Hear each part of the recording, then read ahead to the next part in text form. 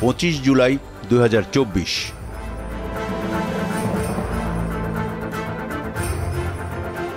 Curfew আগামী 2 দিন 9 ঘন্টা শিথিল থাকার কথা ঘোষণা দিয়ে জানানো হয়।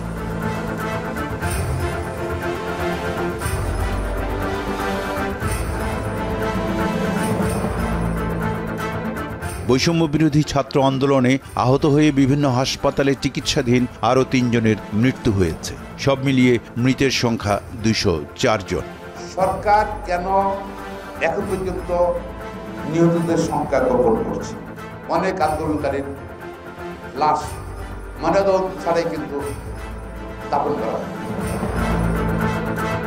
বৈষম্য বিরোধী ছাত্র আন্দোলনের তরফ থেকে বলা হয়েছে, আন্দোলনকারী শিক্ষার্থী ও অন্য অংশীজনদের সঙ্গে আলোচনা ছাড়াই কোটা সংস্কারের যে প্রজ্ঞাপন জারি করা হয়েছে সেটিকে তারা চূড়ান্ত সমাধান বলে মনে করছেন না। যথাযথ সংলাপের পরিবেশ তৈরি করে নীতি নির্ধারণী জায়গায় সব পক্ষের অংশগ্রহণের ভিত্তিতে প্রজ্ঞাপন দেওয়ার দাবি জানান তারা।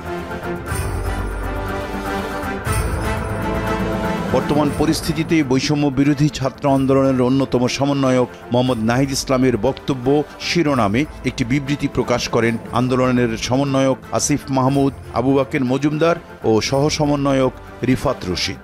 এতে বলা হয়, কোটা সংস্কারের বিষয়ে সংসদে এখনও আইন পাশ করা হয়নি, তাই কোটা সমস্যার এখনও চূড়ান্ত সমাধান হয়নি।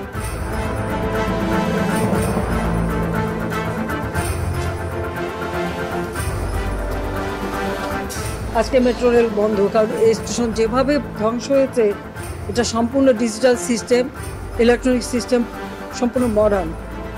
এটা তো কতদিনের ঠিক হবে আমি জানি না।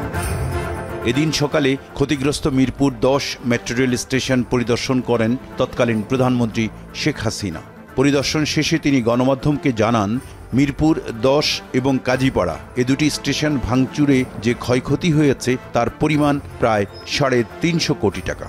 নতুন করে মেট্রো রেল চালু করতে 1 বছরের মতো সময় লাগবে বলেও জানান শেখ হাসিনা।